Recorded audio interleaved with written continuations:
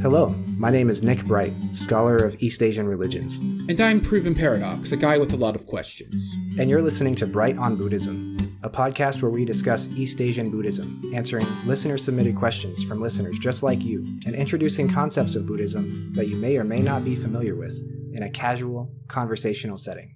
Enjoy. Editor Docs here. This is an interview with Katie Nolan from Dharma Voices for Animals. First, I wasn't available for this one, so this is all you're going to hear from me on this episode. Second, we weren't able to use our normal recording process, so Nick's audio is lower quality than usual. I hope it still sounds clear enough for everyone to understand. This was an interesting interview that touched on subjects I hadn't thought about before listening. I hope you all enjoy.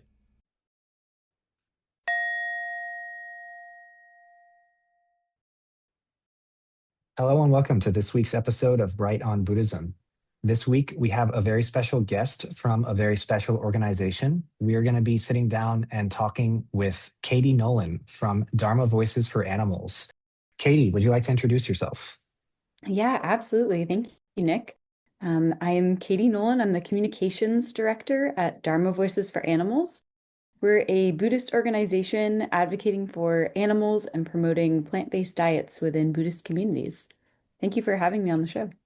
Yeah, thanks for being here. It's a very interesting conversation, and it builds on a lot of stuff that we've talked about on the show before, having to do with like Buddhism and veganism, vegetarianism, and how to eat ethically according to sort of the Buddhist moral standards that are set out. And so we're really glad to have you. And this is probably many of our first times hearing about Dharma Voices for Animals. And so I'm curious if you could tell us a little bit about the mission statement and the values and sort of the core principles of the group.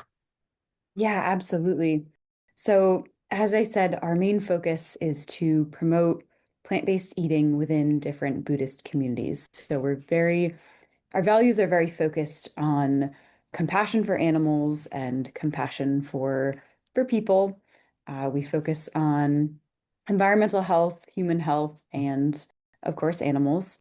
And we combine those three things in our different projects around the globe. So we actually have 4 completely different projects that have different approaches. So in Sri Lanka, for example, we have regional coordinators who give presentations about compassionate plant-based diets. They work with schools, educate children and young adults. We've held art contests, and our project director, Shanika Gamage, is living in Houston now, actually, and has been engaging the Sri Lankan American community there. In Thailand, kind of differently, we work with monastics who are often very unhealthy. So we have that central focus on human health. So monastics, they're actually not allowed to ask for specific types of food. So we help by educating the public what to bring as healthy meals for monks. And our dedicated director there also teaches cooking classes. And we have a new mindful meals program that partners with Watts or Thai monasteries, who then agree to serve one plant-based meal 1 day a week. And they do that for a year, and then they re-sign the agreements. And then in Vietnam, kind of different strategy where we organize cooking classes and partner with local restaurants, actually, and kind of more work with community members. And then in the US, we have a project that's a lot newer. Our goal is to work with Buddhist centers in the US to participate in our new Sustainable Sangha project. So we offer resources and encouragement to Dharma centers looking to move towards serving more plant-based meals. So kind of these pillars of environmental well-being, human health, and animal advocacy all woven together that we focus on in different ways around the country or around the globe. That's incredible. Yeah, thank you for sharing. And one thing that really jumps out to me immediately is how the core principles rest on the idea that animal welfare and animal health and environmental health are completely indistinct from human health as well. They're so interrelated and so interconnected that, not just for our diets, for example, where it is healthier to eat more plant-based food and more vegetables and less animal products, but it's it's also human health in the sense of the global environment, right? The food networks that supply animal products and that produce animal products are very detrimental to the air, the water, and they, of course, are very harmful to animals themselves. And so, whenever animals are happier and healthier, and whenever the environment is happier and healthier, humans are happier and healthier. And that rests on a very strong foundational idea in Buddhism is we're all interconnected in that way. And the suffering of an animal or the suffering of the environment or the suffering of, other people, that's also my or our individual suffering at the same time. And so living compassionately is a function of reducing all of that suffering on that same level. It's reducing suffering for animals and it's reducing suffering for people as well. So that's really important work, and that's really foundational. And I'm glad to hear that there's a group out here that does something like that. And then the other thing that jumped out really immediately too was all of this education work that you do with monastics abroad. That's super fascinating, and I have tons and tons of questions already. Our listeners will be familiar with the idea that monks in different sects of Buddhism will have different rules as to their relationship with food. So, Theravada monks from Thailand and Sri Lanka and Southeast Asia, besides Vietnam, they will not be allowed to store food, grow food, produce food, and they also will not be allowed to ask for specific kinds of food. They have to accept whatever the community gives them as alms food. And then Mahayana Buddhists, like in Vietnam, China, Korea, Japan, or also in the US as well, they're allowed to store food, make food, and produce food, and they don't rely solely on alms food from the community. So the education, it sounds like, is kind of like mirror opposites of each other, right? Like for Mahayana Buddhists, you're educating the monastics themselves how to feed people in a plant-based, healthy way when they come to those temples. And then in Theravada context, you're educating the laity in how to feed the monastics whenever they have that encounter. And so I'm curious right off the start, what sort of differences or what sort of like experiences there are that are particular to, working with the laity versus working with the monks themselves. Yeah, definitely. I think, and you really, really pinpointed it that we have to very specifically tailor our strategy depending on which community we're working within, which sect of Buddhism people follow. So I guess working with monastics, they've started to kind of come to us and ask, not that they're not allowed to kind of ask for certain specific types of food, but they've asked for our help and our assistance in getting more healthy meals in Thailand. And it's really, really incredible to just see them wanting this change and wanting to be healthier and wanting the community to be educated. And we found that the community has been very receptive uh, to presentations about health. They want to take care of their monks. It's out of ignorance, not out of unkindness, that they're often served unhealthy meals. So we've had a lot of positive reception from the community and from monastics who have reached out to us for support and for future collaborations. So it's been really great to see. That's excellent. That's really great. And I'm actually interested. I mean, I'm shocked that the monks themselves are the ones reaching out. I thought that there would have not been any sort of reaching out at all from either the laity or the monastics. But I suppose that the only way that we would have figured out this was a problem and that these monastics were sort of struggling with like poor diet would be if they sort of raised their hands and said, this isn't really working. This is, Mhm. And it speaks to sort of something very important too in Buddhism, which is like you kind of have to support your own body in order to pursue the Dharma in any meaningful way. If somebody is starving or sick or malnourished or they have some sort of chronic health problem or some sort of severe pain or something, in Buddhism, the Buddha figuratively would not sit down and immediately start trying to preach to that person. The first thing that he would do is feed them or help make their pain better Hmm. or, help get them medical attention. And then once all that's out of the way, then there would be some sort of further education. But yeah, that's interesting that people are that are reaching out, that monastics are the ones that are initiating the contact. Um, how do they find you internationally? I mean, this is based in, I think it's the northeastern U.S. Is that right?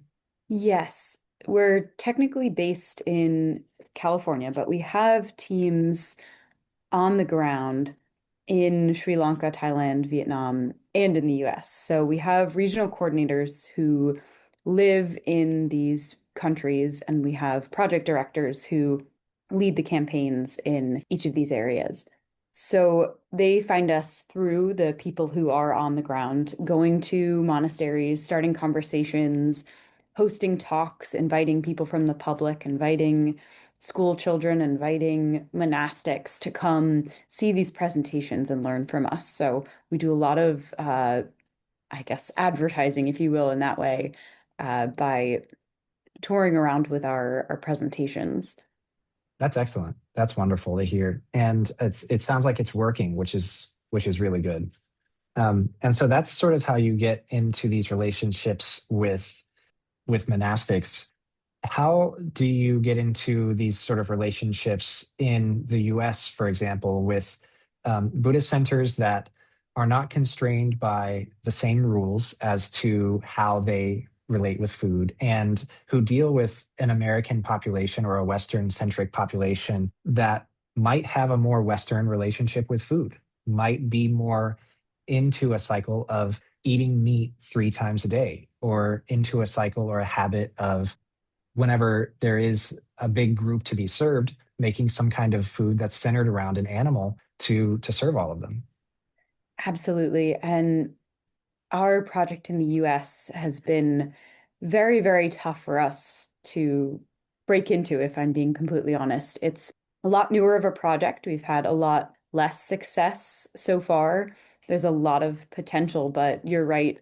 Buddhism here is very entrenched in Western culture, which we love our food, we love our burgers, our animal products, and it's been very tough to get Buddhists and Buddhist centers in the US to see this connection between animals and animal suffering and compassion and Buddhism.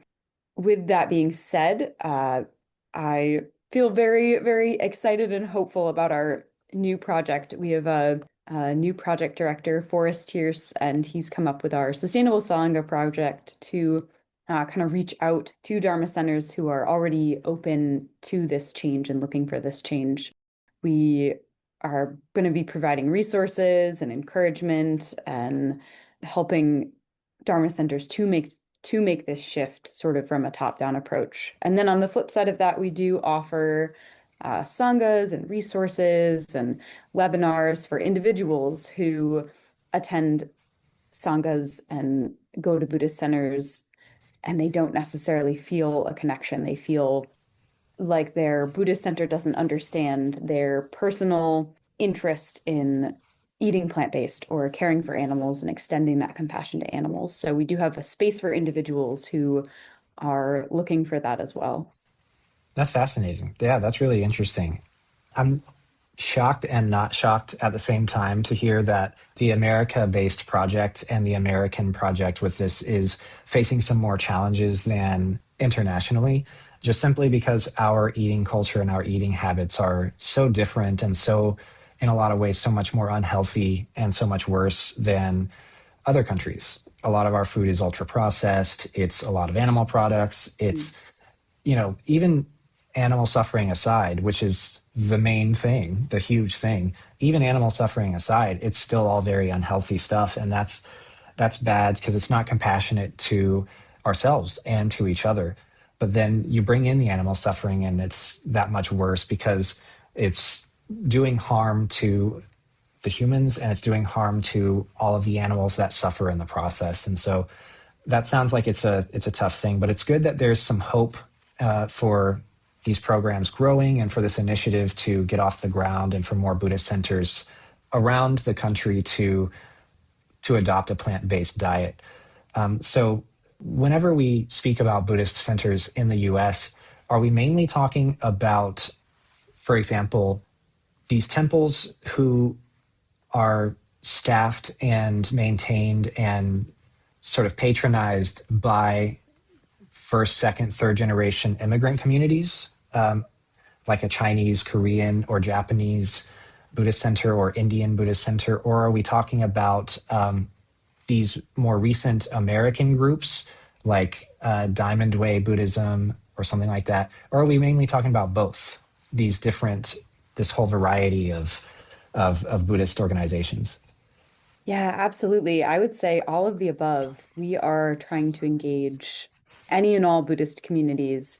I think I mentioned earlier our project director, Shanika Gamage. She is the project director for Sri Lanka, but is living in Houston and doing work with Sri Lankan American Buddhist centers and Buddhists and doing education during Sunday services and so reaching out to that community there. And then on the flip side, we've engaged with other more Americanized Buddhist centers and groups. We've done partnerships. We've hosted retreats and in-person events where we've engaged other centers. For example, we had an in-person event in Chicago where we had several different Buddhist centers in Chicago who partnered with us. So I'd say we're trying it all. Anyone who's open to engaging with us. And I think the other key here is we're trying to strategize in a way where we're not cold calling centers that we don't necessarily have connections to. That's a strategy that I think we exhausted in the past and wasn't necessarily effective. More so finding communities that we already have either established relationships with or sanghas and centers who maybe one of their members is plant-based and has reached out to us for assistance or interest in getting their sangha to work with us. I think that's a much better strategy. I mean, nobody on either end likes the cold calls, right? I mean, nobody likes making Yeah. them and nobody likes receiving them. So yeah, that's a much better way to go. But yeah, that's really cool. And so something that I think underscores this whole conversation is not sort of why it matters, right? Obviously, we've talked about why animal welfare and animal health and environmental health and human health are all connected and all very important. But this is something that I think is comparatively rather unique to Buddhism in all of its contexts. So in the Southeast Asian, South Asian, East Asian, and even the Western context, this relationship with food really matters on a day-to-day basis.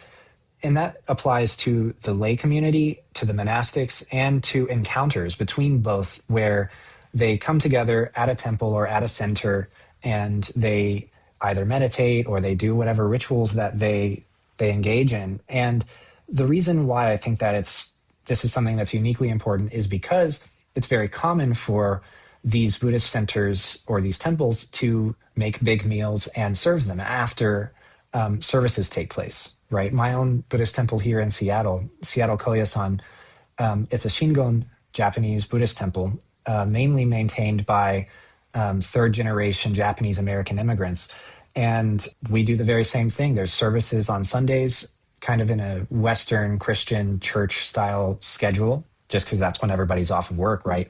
And then afterwards, there's a very large vegan miso soup that everybody is served, and we all eat that together. And that's time for everybody to socialize and see each other and talk to each other and stuff like that. And so this is an important discussion because there's this tradition of serving food after services that is not necessarily reflected in other religious communities. And that coming together around food is kind of part of the service itself, right? It's almost like, here's the class where you learn all the material, and now here's the test or the field work where you practice and where you be compassionate and where you be mindful and where you be understanding of the Four Noble Truths or emptiness or what have you in this group of people all together, right? And so it's kind of like simulating monasticism or simulating, you know, a particular relationship with the Dharma with food at its center. And so what you're eating in that sort of context, I think, is crucial to making that simulation work and making that meaningful and making it from the top down into something that aligns with the values of the organization you're working with. And so, do you find that it is mostly reflected in the communities you work with that they do eat in a community setting, like I've mentioned, or is it a wider variety of relationships with like group eating?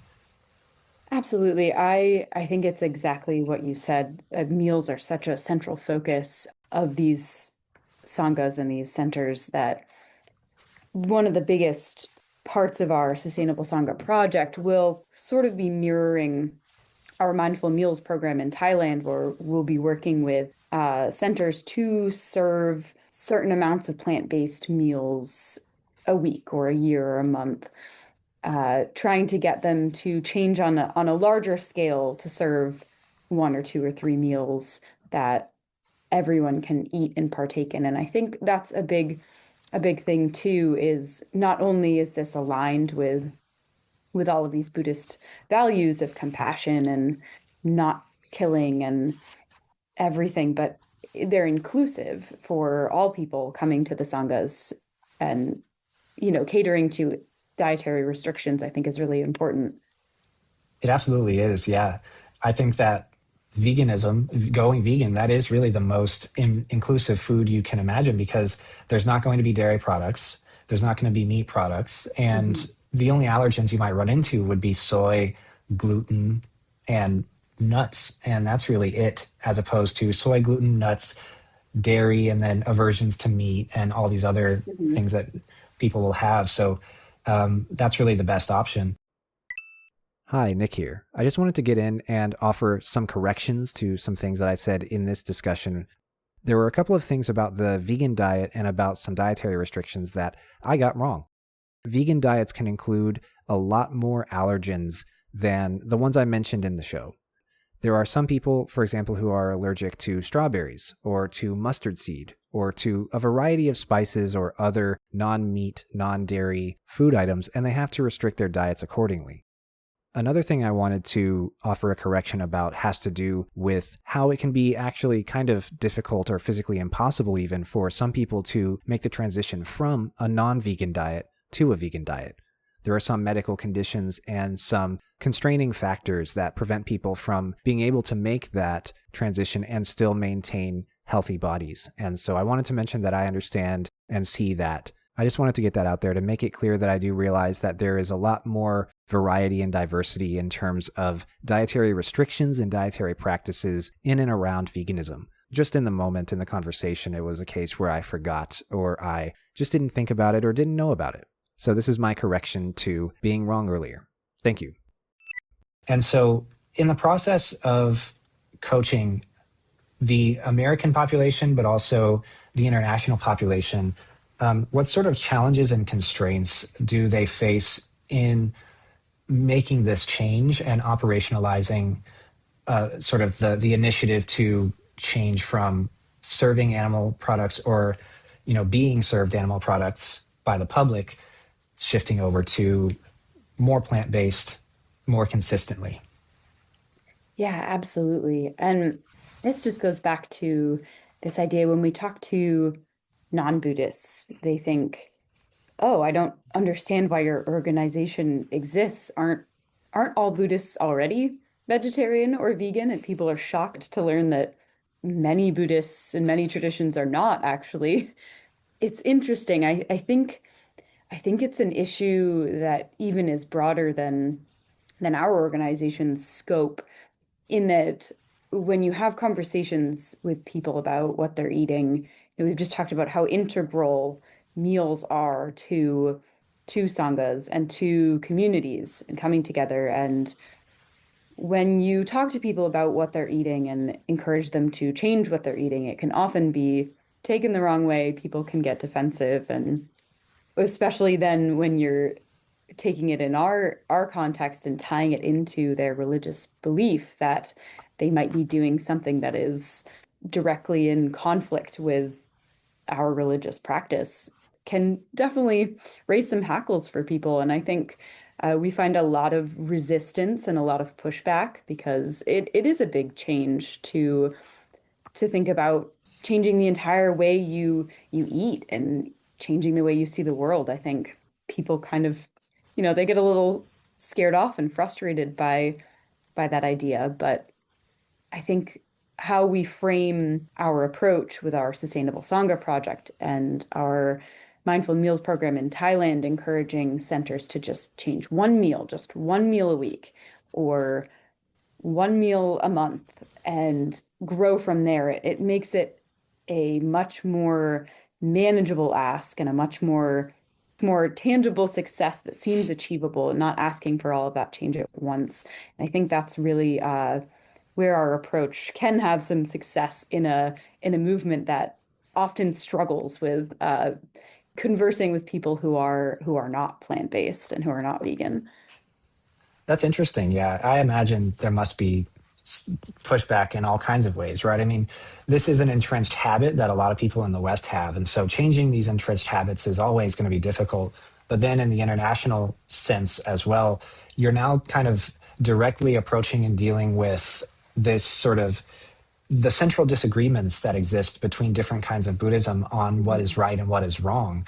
And it might be something that is more under the radar in the present day for a lot of people, but these are real things that caused real schisms in the past. And these are kind of hot issues, right? And vegetarianism and veganism is kind of one of those, right? I mean, Mahayana Buddhism, as we know, it kind of requires this vegetarian veganism, and Theravada Buddhism encourages it but does not require it for monastics because of that relationship between monastics and laity. And so there's going to be habits and culture around not just what we eat on a daily basis and what we share with the community, but then also why and how we feel about why, in the sense of this is something that's this makes me Theravada and not Mahayana. It's part of my identity. It's part of my like day-to-day identity as a person and my also religious identity, and how I engage. So that's fascinating. And I can imagine that this incremental change model definitely helps make it a little easier and helps settle some of those strong feelings in some ways, because you can also bring in, as I'm sure you do, the health aspects and the compassion aspects, and say, to a certain degree, I feel like there's a point where you can even say, you don't have to do this for religious reasons. It's just a nice thing to do. Absolutely. And I think part two, that's our framing of the Sustainable Sangha project. We've really tried to make it about the environment and climate, and that seems to be the thing that folks are most receptive to in the US. What we've seen so far, it's interesting to see that the health aspect doesn't necessarily click for people as much, or the animal advocacy, of course, for some people, but not necessarily for a more general Buddhist audience. But people are starting to really, really care about the environment and climate change, and this is a clear way to key into it, and something that individuals can do to help the environment is eat more plant-based. So we found that to be pretty receptive and have framed our messaging as a result of that. Fascinating. Yeah, that's great. That's great. And so you mentioned before that some of your program directors and some of the people who are working on these initiatives, they will go to the places where these changes need to be made. And so I imagine there's a lot of traveling between where you're based in the US and these Buddhist centers in the US in different regions, but also, I'm sure, internationally. And so I imagine that's got to be like a very positive and transformative experience, but it can also be very like exhausting and very challenging, especially in the current climate. There's just not as much safety getting back and forth across the US border as there used to be. And so has any of the sort of recent climate in the US changed or affected or worsened circumstances for this organization to be able to go out and do its work? It's a very very good question. I personally don't do too much of the traveling. I stay put. I do know that our leadership team does make an annual trip to visit our various projects. That won't be happening until January, so we'll see how things might change come then. For the most part, our project directors are located within the countries they are overseeing, with the exception of our Sri Lanka project director, who is currently US based. I can imagine that could be making her work more difficult, not necessarily having the freedom to come and go as she may have in the past. Absolutely, yeah. Yeah, and that's just, that's something. The recent changes are things that we will not really fully understand the ramifications of for a very long time yet. And so, it's still early. Like you say, if they do an annual meeting in January, then probably last January when they did it, nothing had happened yet. Mhm. Right. So, Exactly.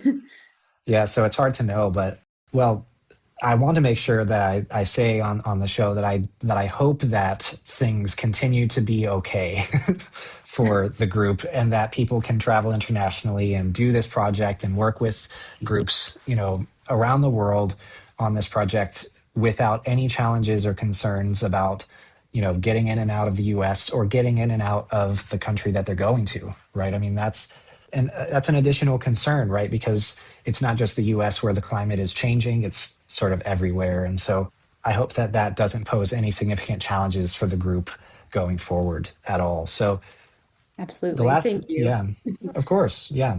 So you mentioned to me before we got on the recording a while ago that Dharma Voices for Animals has an online Sangha group that meets. Do you want to tell us a little bit about that? Yeah, absolutely. It's probably one of my favorite things, one of my personal favorites about our organization. So the last Sunday of every month, we hold an hour-long Sangha that is open to the public, and then every three Sanghas, we have a retreat, which is our special 3-hour version. And these meetings are open to the public. We welcome new practitioners, people who have been meditating for years, the whole spectrum. They're just a safe space for animal advocates, people who are curious about being plant-based to come together and hold space with other like-minded people. And we have an incredible president. He comes and leads our meditation, Bhanti Sathi. He is actually a Sri Lankan monk, and so he will lead our sanghas in the meditation, and then we'll have discussion in the middle where there's a chance to raise questions and talk about what people are experiencing and advice for them to take back to their centers and their home sanghas. So it's just a really beautiful coming together of people each month. That's really wonderful, and I'm glad that something like that exists because something that our listeners have asked about consistently, and something that we've talked about on the show in our sort of non-academic, just conversational episodes, has been, it can be really hard to find healthy, safe online Buddhist spaces for people who don't live in a place where there's a big Buddhist presence. So, for example, the two of us, me and my co-host Proven Paradox, we live in Seattle now, and there's a big Buddhist presence and a big population that we can sort of share our interest in Buddhism with in person, and that's wonderful. But before this, every other place that either of us has ever lived in the U.S., it's never been large enough of a town or a city, or it's been in the American South or something, and there's just not been a huge presence. And so we found ourselves back then, and we know that people to this day find themselves now, especially after the pandemic, looking for online Buddhist spaces that were genuine and that were compassion based and that were very inclusive and open. You could always find people who were kind of outsiders from Buddhism looking in with interest, but you couldn't be sure that they were always very safe groups to be in and safe conversations to be a part of. And so we actually kind of struggled before we both got here, finding places that were not like actually ultra far right groups that were co-opting Buddhist imagery, that were having these gatherings and groups around the ultra far right stuff and not around Buddhism. Wow. And that's a real concern that I think a lot of people face in the US in particular, is that, these groups are sometimes not safe. But with the pandemic and just with the increasing online presence of different Buddhist groups, I think it's now getting easier and getting better finding these actual genuine Buddhist organizations that are very safe. So I appreciate that Dharma Voices for Animals does that. And so how would somebody who's interested in joining one of these sanghas actually get to join it? How would they find out where to go and what to do and where to sign on? Absolutely. Well, first things first is head to our website. It's www.dharmavoicesforanimals.org. We have 4 different spots actually on the website where you can sign up for our Sangha, right on the main page, under our events page, under our US Project Center page. So check out the website. There's all sorts of ways to sign up there. You can also sign up for our newsletter. There's a button at the bottom of our webpage to subscribe. And we send out updates and the links for our upcoming sanghas. So that's a way to stay tuned as well. Fantastic. Yeah, thank you very much.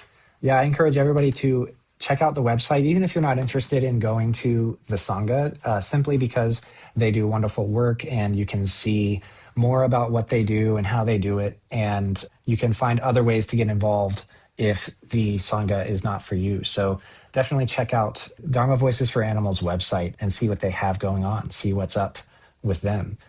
Anything else that you wanted to mention on the air before we close? Yeah, just that on our website, you can find a lot of educational resources too. If you're interested in learning more, we have information about right eating and animal suffering and environmental and climate issues. We have a whole Buddhist FAQ about debunking common thoughts on why Buddhists should or shouldn't be vegetarian or vegan. And then we have a whole page on how to get involved. And there's plenty of ways. We would love to get in touch and see some more volunteers, or love to have new folks staying in the loop with us. So really encourage you to check out our website and reach out to us. Yes, definitely do.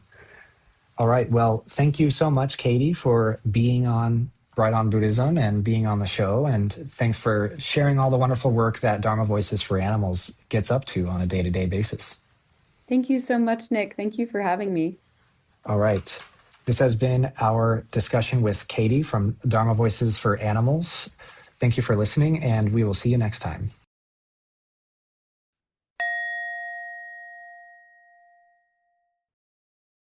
If you like our show and would like to support us financially, we ask instead that you send that generosity to a worthy cause. For now, we ask that you donate to a local food bank. We encourage international listeners to do this as well, but this especially goes out to our American listeners. The Supplemental Nutrition Assistance Program, SNAP for short, is currently suspended. SNAP benefits help feed people all across the U.S., particularly people with children or who are disabled, elderly, and/or people of color. This is going to leave many Americans unable to afford food. Right now, food banks are the best equipped to help people affected. Times are hard, and they're only going to get worse before they get better. If we're going to get through this, we have to take care of each other. If you can, we recommend that you donate cash instead of food. These groups buy their supplies at wholesale prices, which are much lower than retail prices that most consumers will pay. They can stretch a dollar a lot farther than most of us. We also suggest that you donate locally, which you can do by searching your zip code on feedingamerica.org's Find Your Local Food Bank section, linked in the show notes. Thank you. My name is Nick Bright, scholar of East Asian religions and the voice of Hearer. And I'm Docs, editor, question asker, and voice of Hermit. And this has been Bright on Buddhism. Thank you for listening. If you like our podcast, or if you have any questions that you'd like us to discuss, we'd love to hear from you. Please consider leaving a comment, review, or subscribing. You can also reach us by email at bright.on.buddhism@gmail.com. As always, citations and resources for this episode can be found in the show notes. Thank you.